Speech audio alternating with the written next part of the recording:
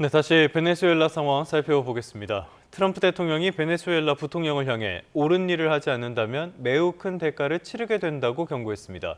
미국 뉴욕에 수감된 마두로 대통령은 곧 법정에 출석할 전망입니다. 자세한 내용 봉영식 연세대학교 개건 교수와 함께 이야기 나눠보도록 하겠습니다. 교수님 어서 오십시오. 안녕하십니까. 자, 저희가 마두로 대통령 이렇게 이야기는 많이 하고 있는데요. 일단은 마두로 대통령이 어떤 사람인지부터 한번 살펴볼까요? 마두로 대통령은 이전 전임 대통령으로 반미의 각을 세웠던 휴고 차베스 대통령의 후계자라고 보시면 되겠습니다. 예.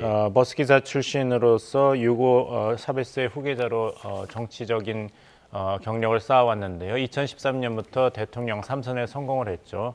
하지만 이제 대통령 선거 때마다 그 부정선거 논란이 그렇죠. 있었습니다. 예. 특히 2024년에는 그게 심했고요.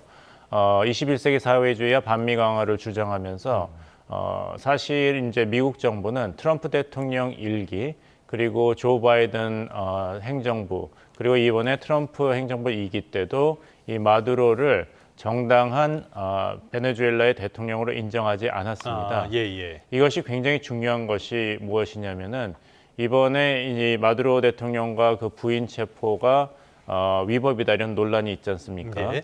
그렇다면은 이제 뉴욕 맨하탄 하급 법원에서 이 재판이 진행될 텐데 예전에 파나마에서 실질적인 권력자였던 노리에가 사령관을 체포했을 때 그 노리에가 변호단이 내세운 무죄의 주장의 근거는 두 개였습니다. 네. 첫째는 이 체포가 불법이었다. 그래서 이렇게 재판을 하면 안 된다. 예. 두 번째는 나는 국가 수반이다. 그래서 국제법상으로 국가 원수는 면책권이 있다. 그래서 재판이 성립이 안 된다고 주장을 했는데 예. 이 마두로 베네수엘라 대통령을 이번뿐만 아니라 꾸준히 미국 정부가 공화당도 그렇고 민주당도 그렇고 장기적으로 대통령으로 인정하지 않았습니다. 네네네.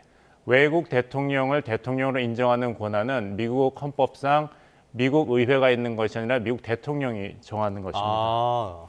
그래서 꾸준히 루비오 국무장관뿐만 아니라 트럼프 대통령도 그렇고 그 전에 트럼프 대통령과 원수지간인 조 바이든 민주당 대통령조차도 대통령이 아니라 그랬어요. 네네. 마두로는 대통령이 아니다. 베네수엘라 대통령 우리 미국은 인정 안 한다고 했기 때문에 미국 내부에서 어찌됐건 대통령으로 인정이 안 그렇죠. 되는 거네요. 그러니까 그렇다면. 재판이 성립할 수 있는 것이죠. 나는 베네수엘라의 국가 원수기 때문에 면책권이 있다고 아무리 주장을 해도 미국 정부에서는 할 말이 있는 것이에요. 재판은 진행된다는 것이죠.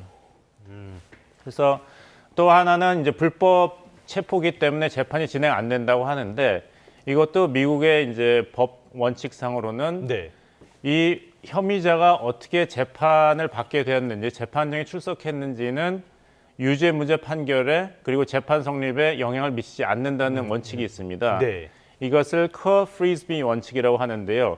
피고인이 어떻게 법정에 오게 되었는지는 법원의 미국 법원의 재판 관할권과는 별개 문제라는 것이에요. 네네네. 그래서 예전에 1989년 90년에 파나마 노리에가 사령관이 체포돼서 법정에 섰을 때도 이 두 가지 변호인의 주장을 미국 법원이 기각했습니다. 그리고 재판이 진행됐죠. 예. 따라서 마두로 대통령과 그 부인이 미국 법 절차에 따라서 재판을 받을 가능성은 대단히 높다 말씀드리겠습니다. 알겠습니다. 13년 동안 철권 독재를 이어온 마두로 대통령이 이렇게 몰락하게 되는 것 같은데요.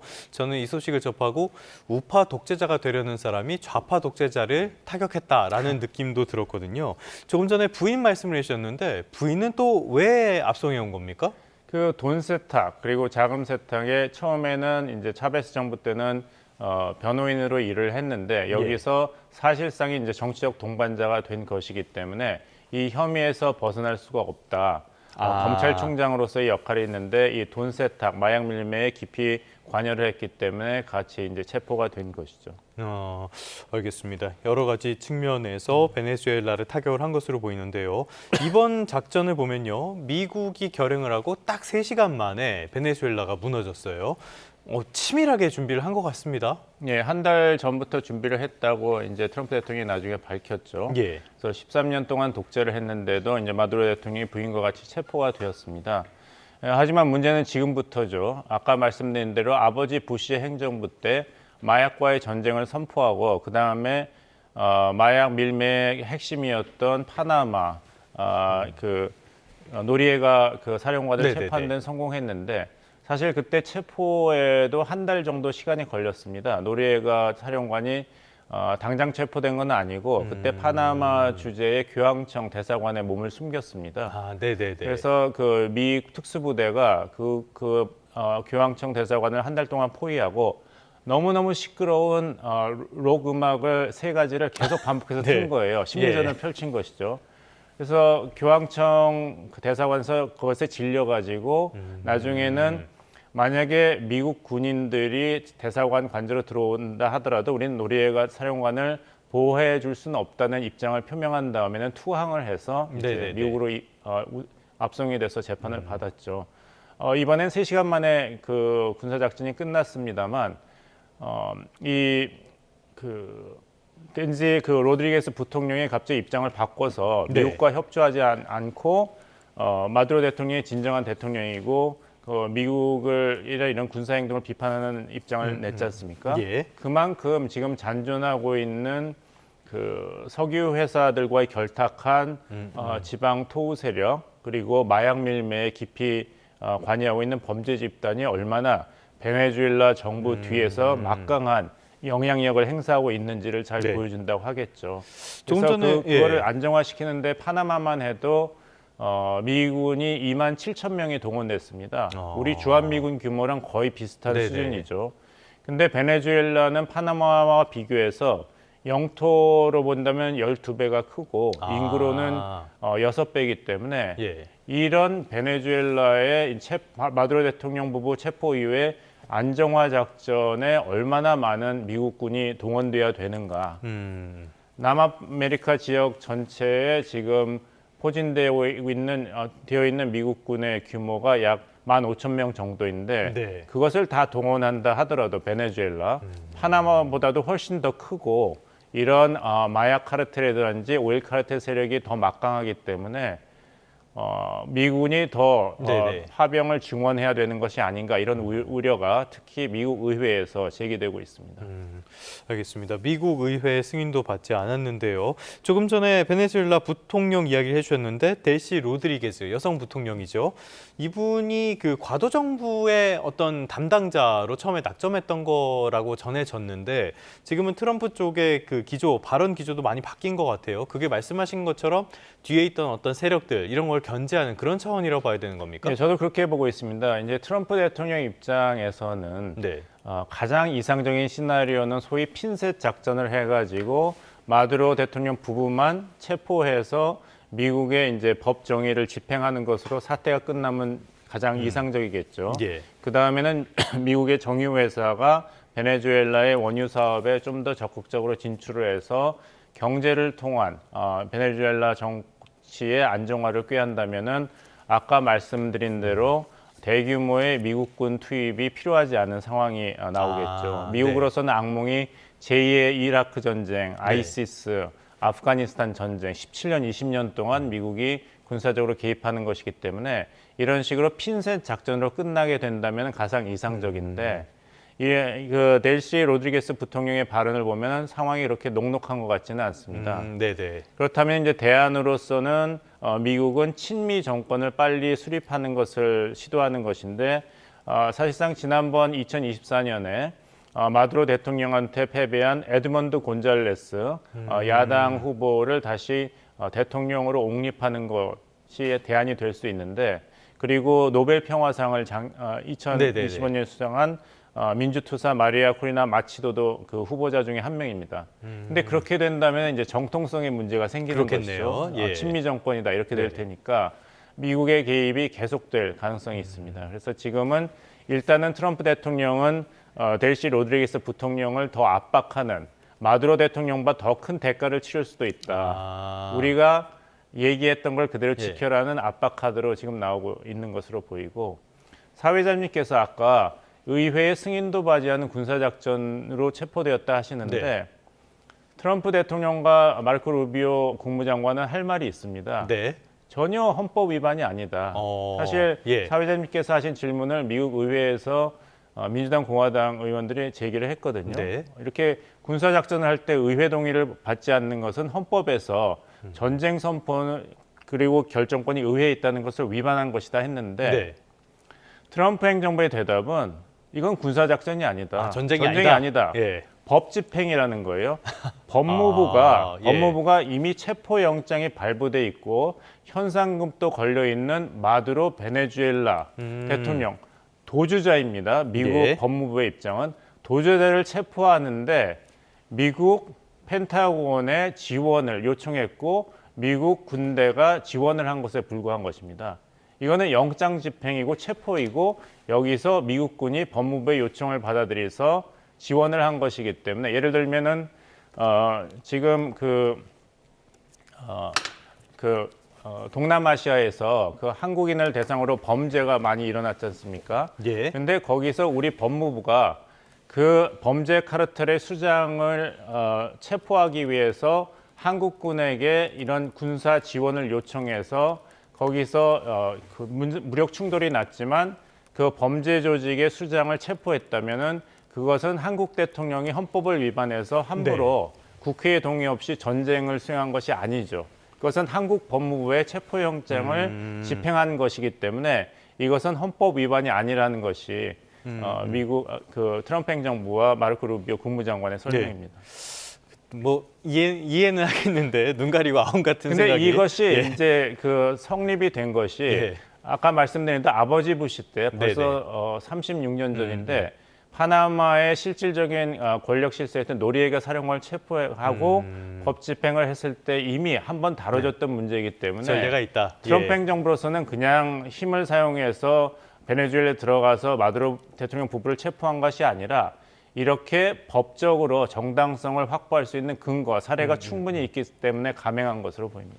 알겠습니다. 자, 트럼프가 이 베네수엘라에서 이런 작전을 한 배경, 역시 계속 말씀해 주신 것처럼 마약을 꼽고 있는데요. 그거 외에도 기자회견을 하면서 석유 인프라라든지 이런 이야기도 여러 차례 했단 말이죠. 속내는 뭘까요? 여러 가지입니다. 예. 말씀드린 대로 이 마약 밀매를 근절해야 된다. 네. 왜냐하면 미국에서 약물 과다 복용으로 사망하는 희생자 숫자가 연 11만 명입니다. 그래서 만약에 트럼프 행정부가 미국을 다시 위대하게 만든다. 내가 미국민들을 안전하게 만들겠다고 약속을 한 걸 지키려면은 비단 외부로부터의 군사 위협과 침공에서 미국 영토와 미국 국민들을 보호하는 것뿐만 아니라 이런 마약의 위협으로부터도 미국 국민을 보호해야 되는 것이죠. 그래서 중국과의 관세 협상을 하거나 캐나다, 멕시코와 관세 협상을 할 때도 비단 무역 문제, 투자 문제만 다루는 것이 아니라 펜타닐, 마약 단속도 굉장히 중요한 이슈로 트럼프 행정부가 강조하고 있지 않습니까? 미국 사회에서 굉장히 큰 문제라고 하니까요. 베네수엘라는 펜타닐과는 그렇게 관계가 없지만 이제 코케인, 밀매의 근원이기 때문에 이번에 마두로 정권을 축출하는 이유 중에 하나였고 두 번째는 말씀하신 석유입니다. 트럼프 행정부의 글로벌 전략의 가장 중요한 목표가 중국 제어 아니겠습니까? 그런데 베네수엘라 원유 수출의 가장 큰 수입국이 중국입니다. 55%에서 80%의 베네수엘라 원유 수출이 중국 시장으로 가기 때문에 이 베네수엘라와 중국 간의 원유 거래의 끈을 끊어야만 중국에 대한 미국의 관세 압박이 효과를 배가하게 되겠죠. 그리고 세 번째는 주변 국가들에 대한 메시지를 던지는 것입니다. 중국이랑 놀지 말아라 이런 겁니까? 적당히 해라. 한마디로. 베네수엘라 본보기를 보이는 것이죠. 그래서 쿠바한테도 메시지를 보이고 지금 북한의 김정은 정권도 굉장히 긴장되어 있을 것입니다. 왜냐하면 이제 참수작전 이런 얘기가 많이 나오는데 이런 식으로 한 국가의 대통령 부부를 침실해서 그대로 3시간 만에 핀셋으로 짚은 것처럼 미국 본토의 법원에 세울 수 있다면은 북한으로서도 평양 노동당 청사에 드론이 왔다는 것도 모르는 정도로 방공망과 정보망이 취약한 것을 북한 정권 스스로가 알고 있는데 지금 긴장할 수밖에 없는 것이고 지난번 경주에서 만나자고 했을 때 만날 걸 그랬다. 이런 굉장히 긴장감이 고조되고 있을 것입니다.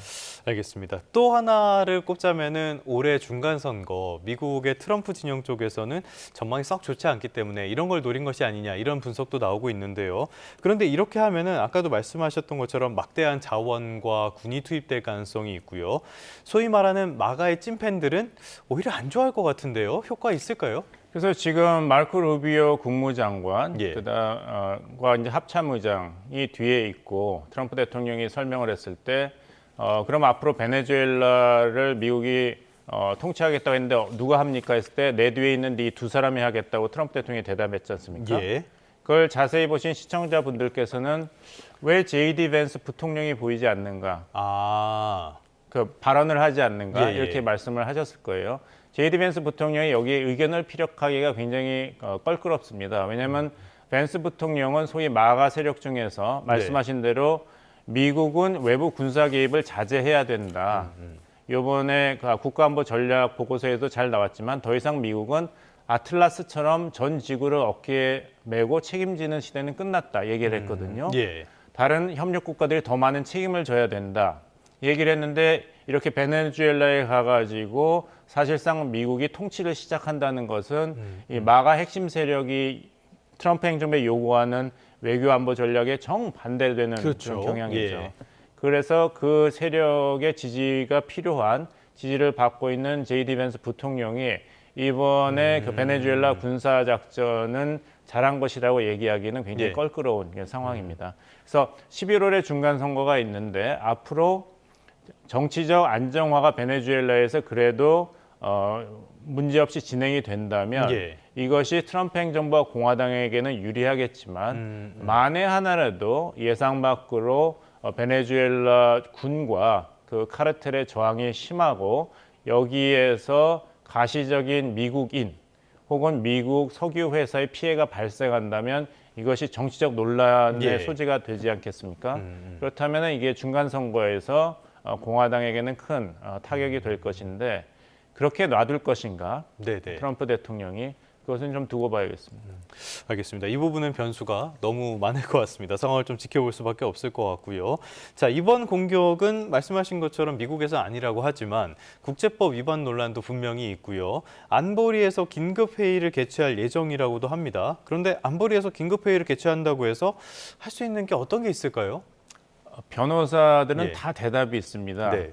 그래서 이것이 국제법 위반이 아니라고 할 근거도 있다는 말씀을 드리겠습니다. 네. 국제법 위반이라는 것은 지금 나오고 있는 유엔 헌정 2조 사항입니다. 모든 회원국은 다른 회원국에 대한 무력 행사를 자제하고 주권을 존중해야 된다. 그런데 미국이 이 유엔 헌장 2조 사항을 위반했다는 것이죠. 네. 근데 아까 말씀드린 1989년, 90년 파나마의 침공에서 노리에가 사령관을 체포하고 미국 국내 재판에 회부했을 때도 이 문제가 제기됐는데 네. 미국의 입장은 법적인 논리는 미국은 자위권을 발동했다. 자위권 발동도 유엔 헌장에서 이야기하고 있는 그 권리입니다. 예. 회원국들의. 그래서 두 권리 조항이 충돌을 했는데 미국의 입장에서는 이건 자위권 발동이다는 것이고 다른 그 비판한 국가의 입장에서는 다른 회원국에 대해서는 무력 행사를 하지 않겠다는 유엔 헌장 2조 사항의 위반이라는데 예. 이렇게 법 논리가 충돌하고 있지만 결국에선 힘의 논리가 앞서기 때문에 미국으로서는 자신의 행동을 정당화할 수 있고 예. 그 다음에 이제 파나마 침공에서도 유엔 안보리가 소집이 되었고 미국의 입장을 비판하는 결의안 채택이 시도되었는데 미국이 이제 거부권을 가지고 있기 때문에 거부권을 행사함으로써 그게 불발이 됐습니다. 네네네. 이번에도 비슷한 사태 진행이 되지 않을까 생각합니다. 알겠습니다. 힘의 논리가 지배하는 세상이 다시 도래한 것 같습니다. 지금까지 봉용식 연세대학교 개건고수와 함께 베네수엘라 상황에 대한 자세한 이야기 나눠봤습니다. 오늘 말씀 고맙습니다.